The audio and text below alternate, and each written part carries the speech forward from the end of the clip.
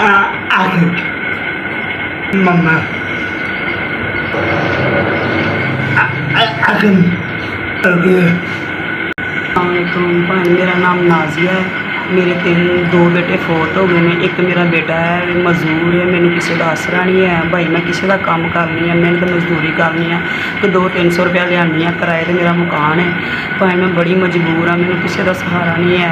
मेरा मियाँ भी फौत हो गया है, मैं रेंट पर मकान लिया भाई। मैंने किराया देना बहुत मुश्किल है, मैं लोगों की मशक्कत करनी है, मेरे पेट पालना बड़ा ही औखा है भाई। मैं बहुत ही मुश्किल जिंदगी बसर करनी पी हाँ। मेरा बेटा भी रोटी शोटी नहीं खा सकता, ठीक है ना। अगर सख्त चीज़ कोई खाता तो पेट खराब हो जाता है। डॉक्टर ने कहा नरम ग़िज़ा दो, इन्होंने फल दो, दुध दो, तो भाई ये भी पैसों नहीं आती है। मेरे को इन्नी मसाइल ही नहीं है कि जो मैं अपने बच्चे को खुराक भी पूरी कर सका।